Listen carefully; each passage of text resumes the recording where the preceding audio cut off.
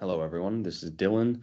I'll be covering the pro forma section of the recap training pro forma.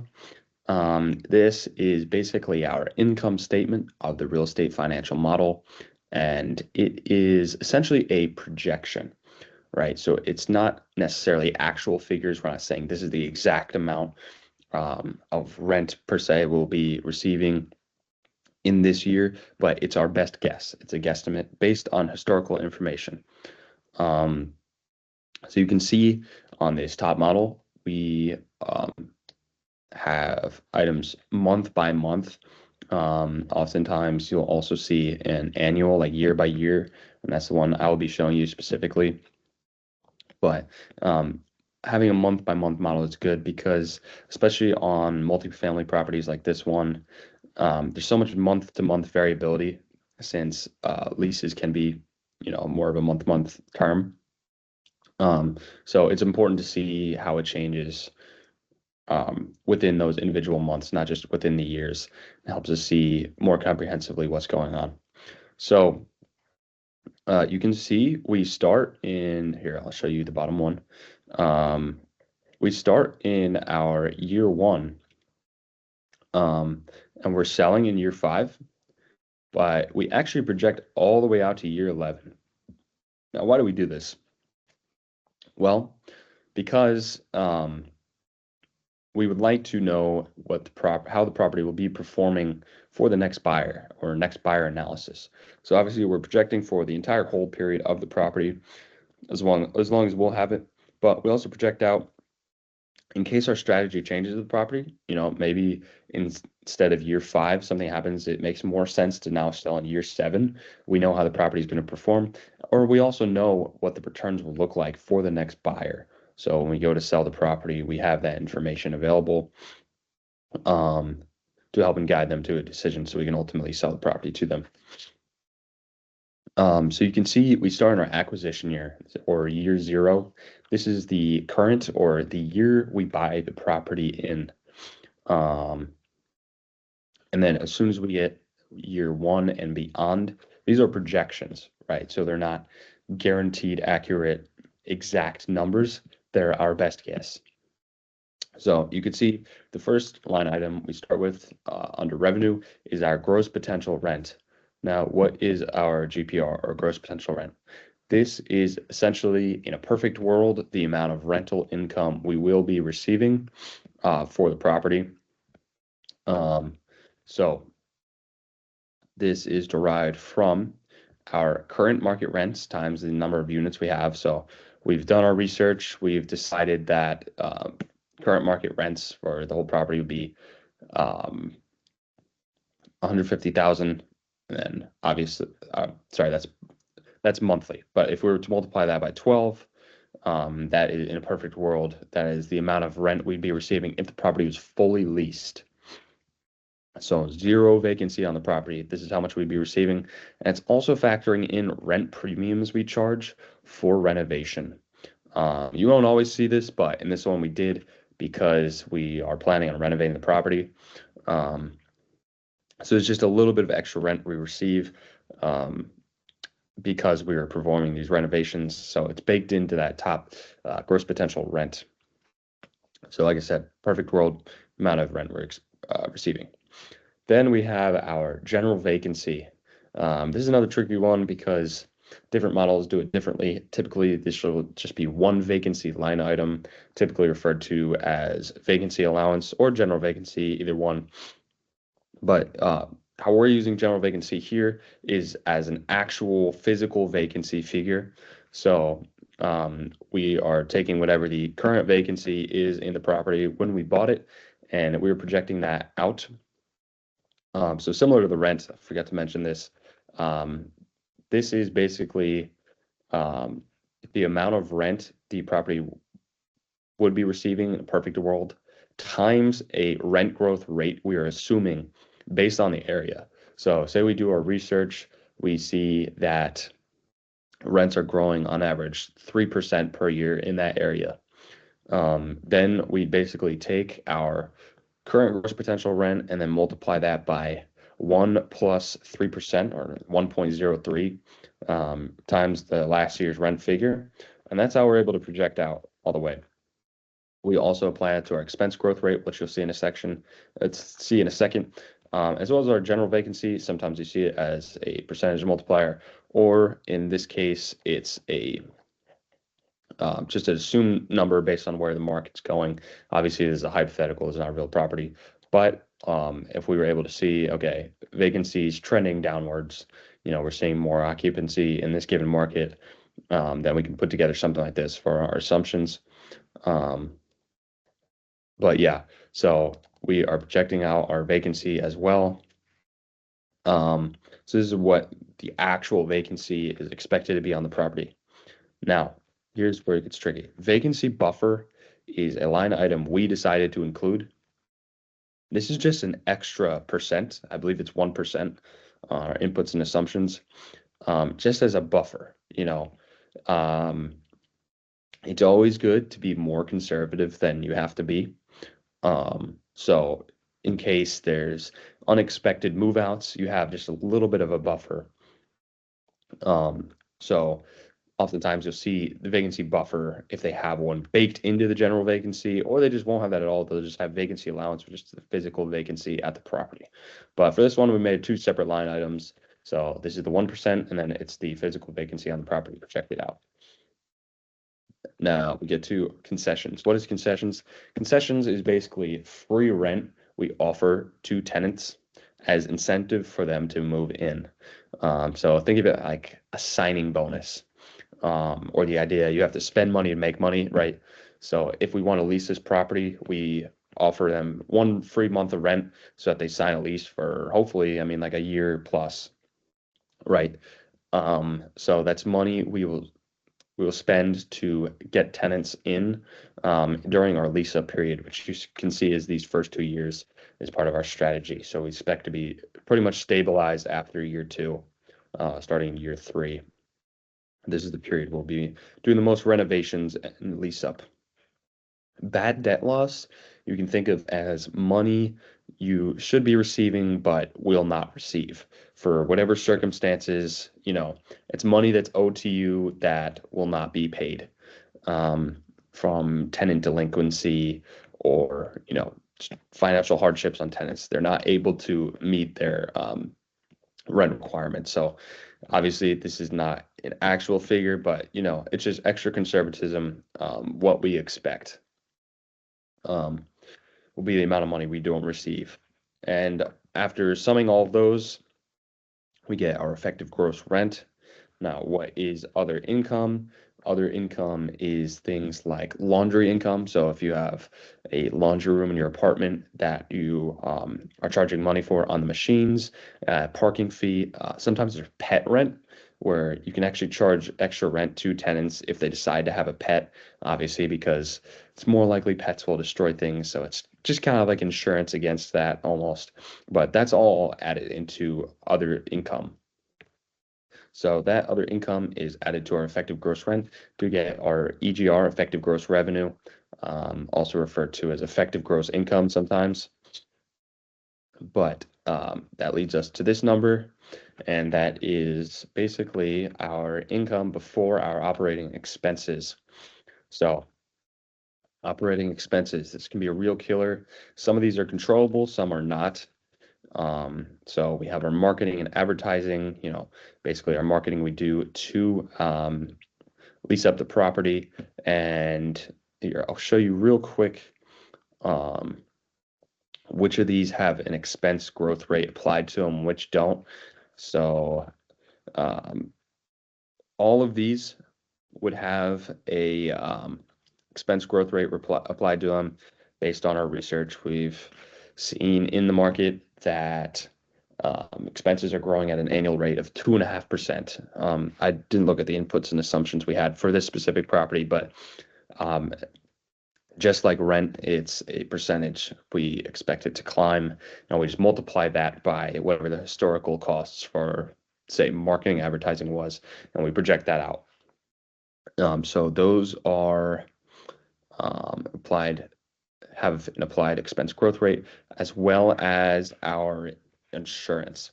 Now, management fee and taxes are tough. Those are a separate beast. But yeah, so we have our marketing, advertising, payroll costs, administrative utilities. So this is our gas, electric, water. Sometimes you'll be reimbursed for this by tenants, actually. That's a different lesson, but yeah, that's our utilities.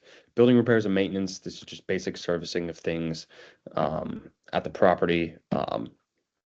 Or regular routine maintenance. Turn costs. So this is basically what it costs for turnover. So when one tenant moves out, what does it cost to get the next tenant in there? um, think of this like in a hotel, right?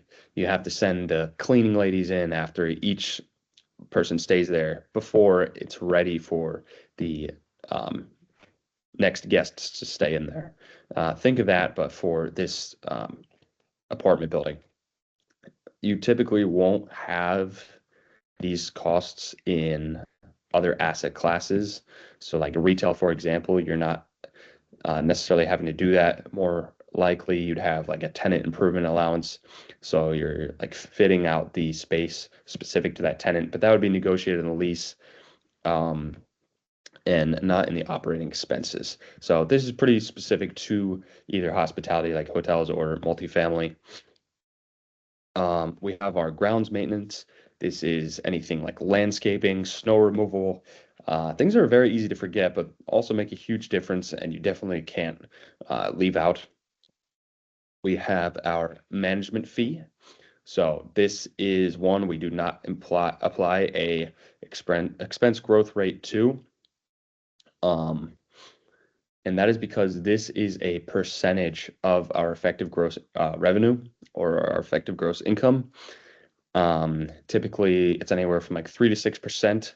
I believe it's 4% on this specific property, but so it's 4% of our effective gross revenue. And obviously, that number is going up because our effective gross revenue is going up every year. So this is very different from our asset management fee, which you'll see in a second.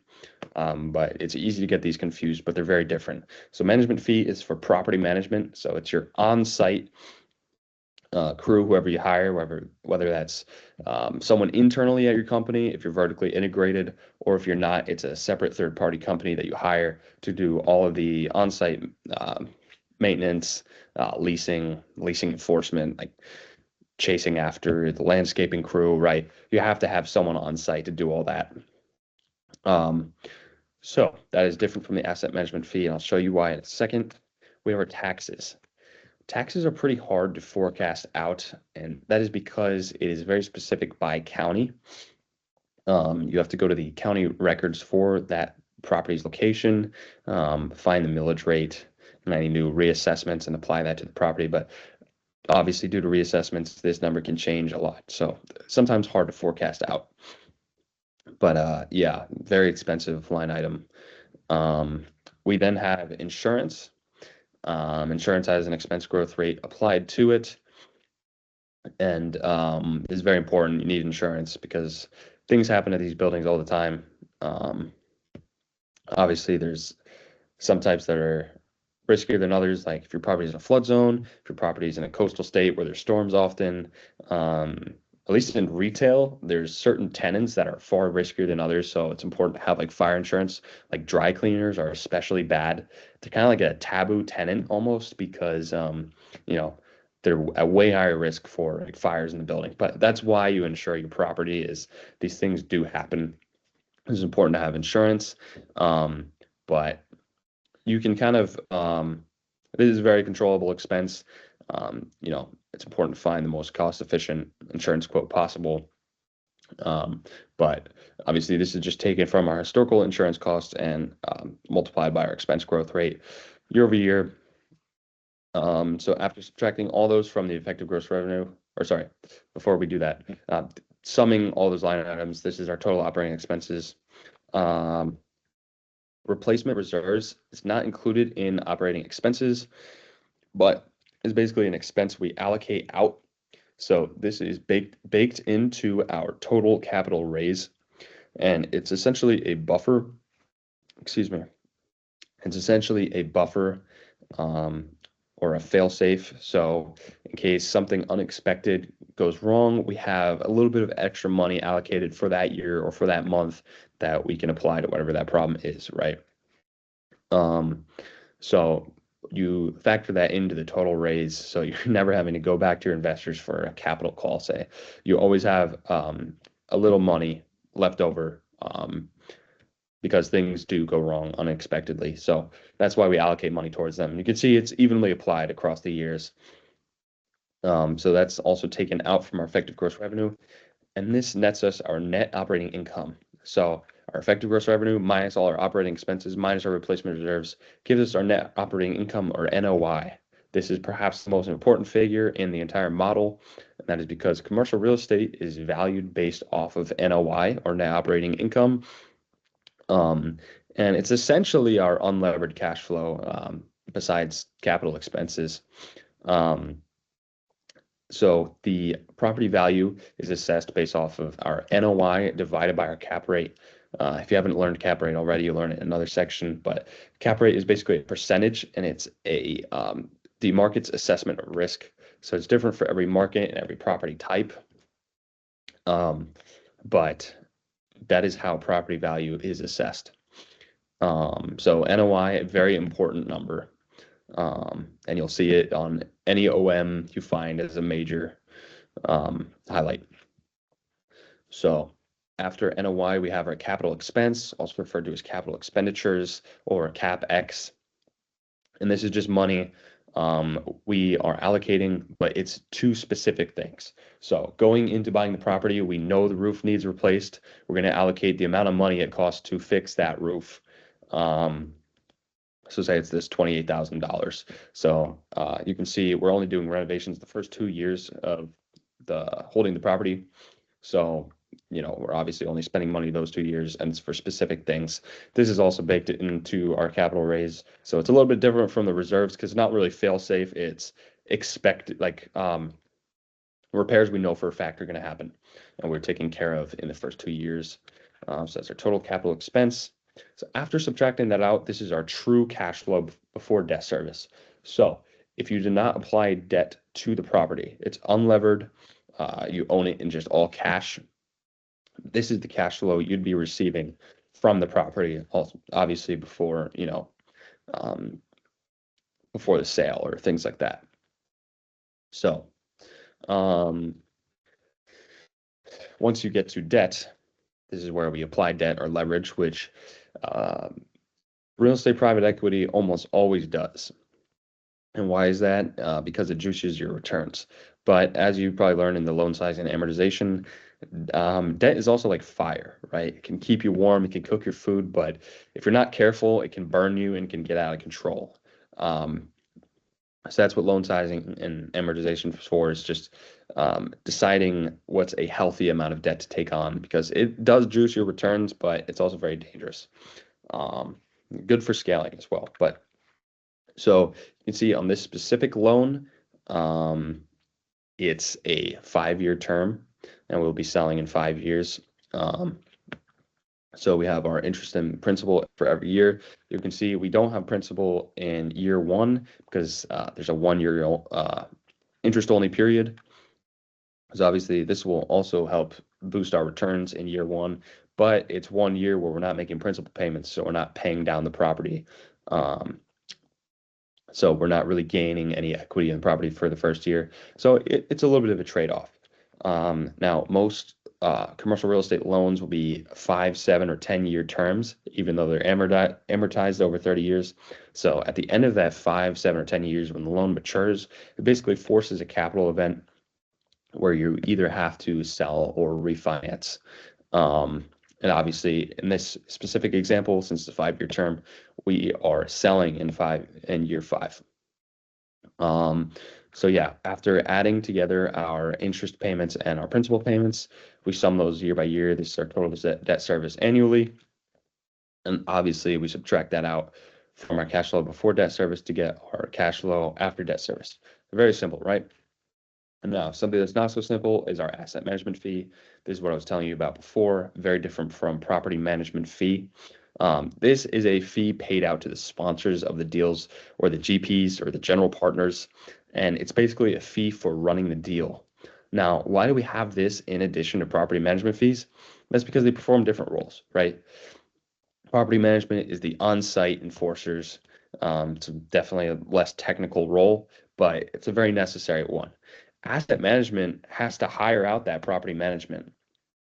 Um, so obviously the sponsors are typically doing that, a lot more of the behind the scenes financial work. Um, so obviously they're getting rewarded for that, and it's typically a percentage of the cash flow. I think it's about 1.5% on this specific deal. Obviously, this is coming straight out of the LP or limited partners pockets, going into the GP's pockets for running the deal. Um, and also, too, it's incentive for the GPs to perform well on the deal, right? Because since they're getting paid a percentage of the cash flow, the more cash flow they bring in for the property and the more value they drive, the more they're getting paid in asset management fees. So it is kind of a win-win for the LPs and the GPs, even though the LPs are having to pay that. Now we get to acquisition and sale information. So obviously, in our acquisition year, when we buy the property, we are accounting for the negative amount of cash that we're spending on buying the property, right? So um, this is what it costs us to purchase the property, plus our closing costs. This closing cost is divided, or sorry, yes, it's divided between, you know, broker fees if you have, buyer's agent, um, also your title work, your attorneys, things like that. Costs you have to account for buying the property, right? It's not just your purchase price; it's all these things throughout the whole purchase process.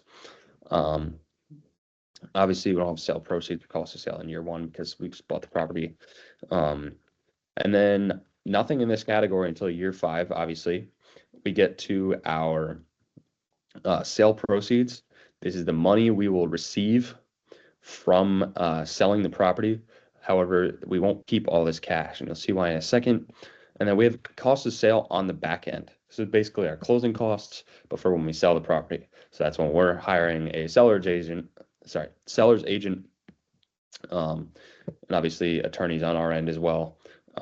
So it's money you expect to spend um, based on the purchase price. It's a percentage of this. Um, so after subtracting that out, this is our unlevered net cash flow. So if you had no debt on the property, you would get all of it back because you don't have a loan to pay off, right? But assuming we do use debt, you can see that we have to pay off the remaining balance of our loan, which is about 6 million. So if we lever the property, we're walking away with about 13 million, which obviously is very different from our 19 million up here. Sorry, I just realized I didn't touch on this, so I wanted to touch on it now. This is the amount of capital that's being allocated by the loan to the property, and this is our down payment essentially. And the loan fees are a certain percentage of the purchase price, and this is paid out to a debt broker if you choose to use one, sometimes referred to as a capital markets broker. But yeah, that's just a percentage of the purchase price. Um, so yeah, thought I'd mention. Um, so after summing all these columns, we get our levered net cash flow for each year. If you were calculating IRR, this is essentially what you'd use. You'd pull from these columns for your levered net cash flow year by year. But that is essentially the pro forma. Hopefully you learned a lot. Yeah, it looks scary at first, but hopefully going line by line in the pro forma helped you guys to kind of see it. Obviously, there can be some variability from model to model on what this looks like. This is a pretty comprehensive one. Not all of them will be this in depth, but this is basically how we, project out our cash flows, right? So that is why it is crucial part of the model. But again, like I said, important to understand These aren't necessarily accurate figures. They're just our best guess. So you take it with a little bit of grain of salt, but it ultimately drives our investment decisions, as well as our decisions for asset management over the life of the hold period. But yeah, thank you guys for watching. You should have the waterfall investment summary and additional model sections next. So yeah, hopefully this was a good piece to the whole puzzle, and you'll be getting more comprehensive education on the return metrics in the future. So thank you.